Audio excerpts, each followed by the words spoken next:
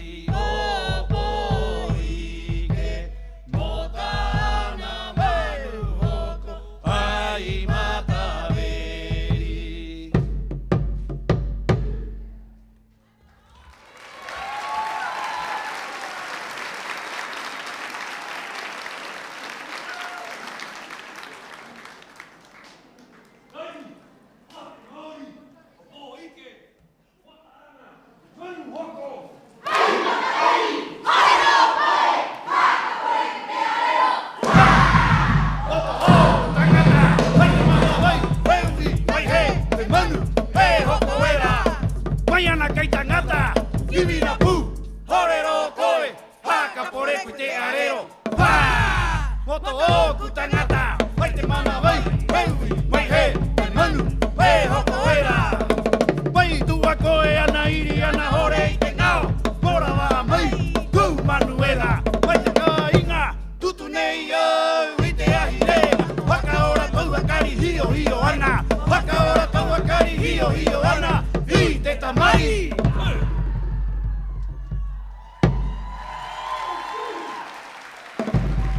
Aroha!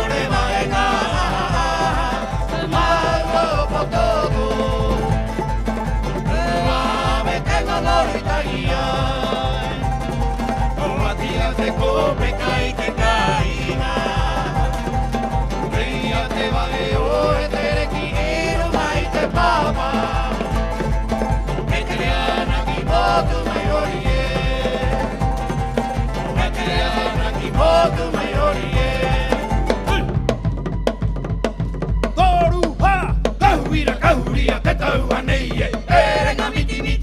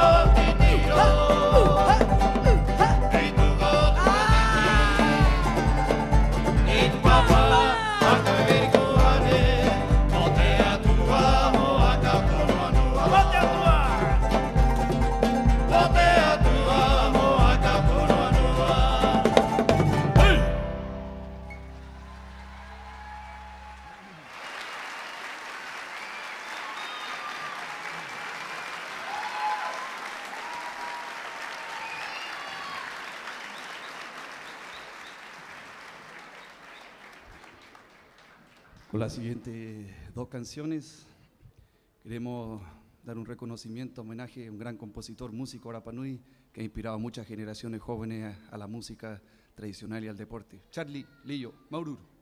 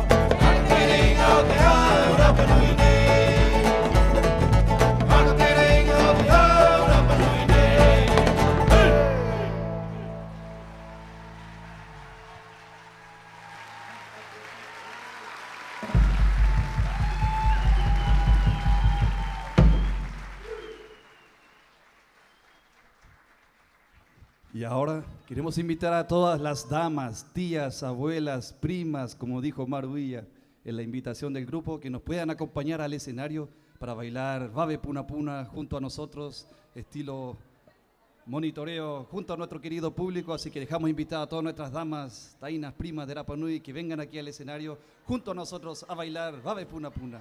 Pae Maikordua, Kiteori.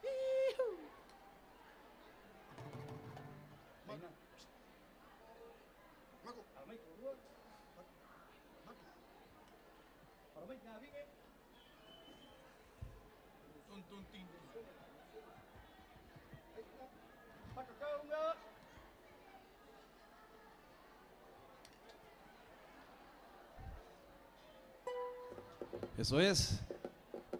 Habrá una primera fila de bailarinas con trajes de negro, detrás todas las que vienen del público a acompañarnos en este día, haciendo filas atrás de cada bailarina. Elijan su bailarina favorita y ahí se van acomodando.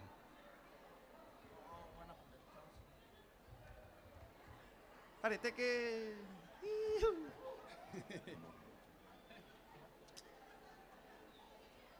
Pangata, papoy, ngabi, kaunga, hakaunga.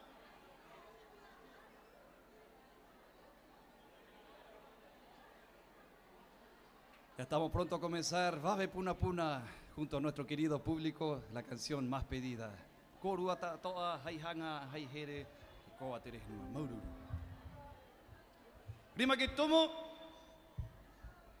Rima kititu, manos en las caderas. Eso es.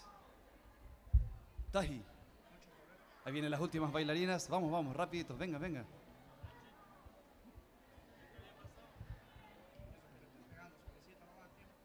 Taji, dua, turu, ha.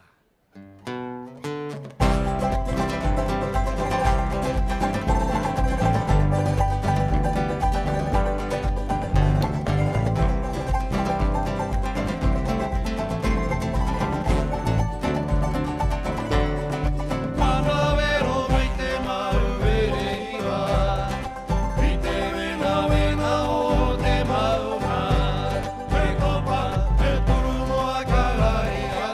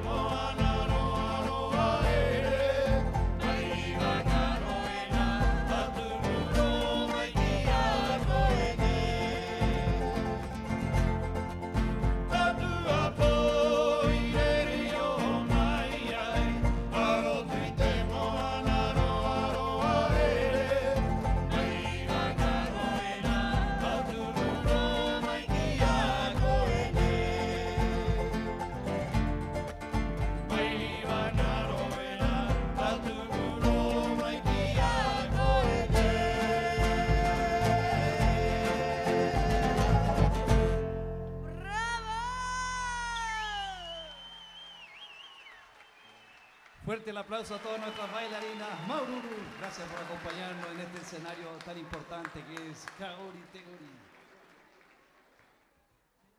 Hakpiria tua. Mahina.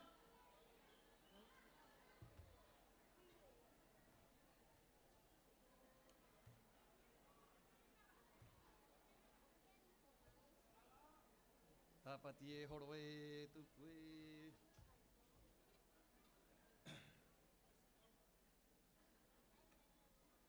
Lo llamamos a la producción. Tenemos hoy en día en Kaori Teori. Hakpoi trotu. Mote nuku nuku nui nui nei. Mana ma ohi. Hakangaro mai kuru yang arina. Iti puai kuru e mau e hoena ki ha hoera. Kiti kona tatoa hakate ke ana pai kuru kiti ao tatoa iti mau iti ono nei. Tato e mau nei. Ko te nehe oi kuru. Maururu hoi kuru te nu paari. E kuru pai te re o mauera. Ki taure area hakapiriena. Nu hakatangi. Ne ho pea o te hau haa mo te tangata ori. Te hau peira te tangata ori e? Eira maua. Invitamos ahora a su representante, Hotuiti Araki Rapu, para recibir el galardón en reconocimiento a su inmensa labor artística y cultural.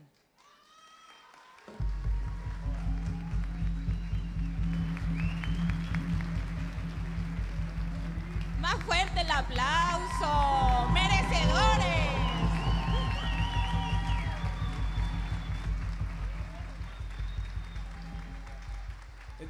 Maururu, familia, muchas gracias por su cariño, por su amor, por compartir esta hermosa noche junto a nosotros, Kaori Teori, Carito, Tío Manu, Maururu Korua.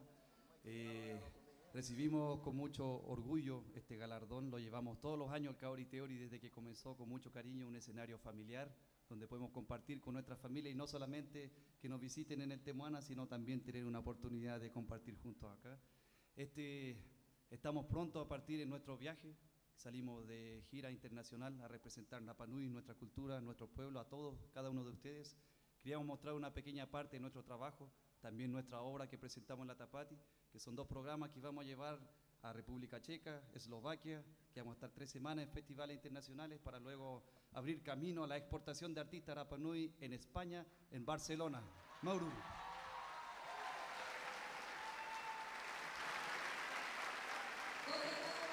Equimayena e Hotu Iti Araki. E peira ai te hua aie, i euheno no ia tu kia koru ata atoa, mo pu amait koru arima, ki te nganu na a ori, nuna himene, o ne o te kainga ne ko Rapa Nui. Rotu rotu mai korua. Fuertes aplausos para la gran agrupación de Mano Maoji, con el talento de sus jóvenes, que los ha llevado desde cuando eran niños. Me acuerdo cuando estaban en el colegio. Ay, ay, ay, me hicieron sentir un gran emoción dentro de mí. Maururu Kouru Tatoa, Kamaut Puayena, Te Carotea, Hokia Kaumai. Turu, ha, oh, hey.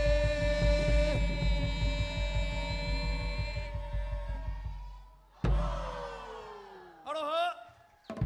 Oriho pega. Ene va en akui. Apapa mai korua kona, wangiangia korua moteori hope anei. Damas y caballeros, nos despedimos con esta última canción, la última canción que hemos compuesto. Tiene letra en español, seguido de Topatán y Matatoa, grupos que han compuesto en español para transmitir una pequeña parte del significado que queremos que nuestro público que no maneja Rapa Nui pueda tener. Con esta canción, nuestra identidad, con mucho cariño para usted. ¡Aroha!